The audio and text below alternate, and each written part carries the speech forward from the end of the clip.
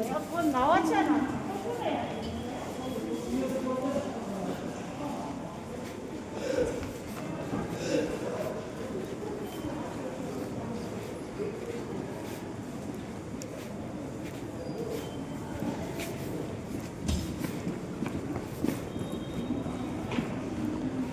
So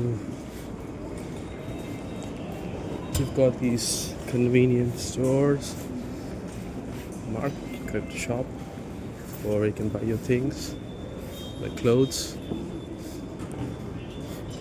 Okay, so this is something you definitely need to know. Okay, so you've got the KTX, which is like the bullet train. ITX is also a similar version of the bullet train.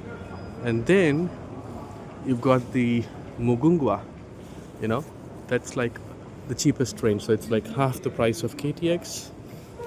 And it kind of, you know, it's still okay. I mean, it's like a normal train, but you don't have like bullet trains running at 300 kilometers per hour.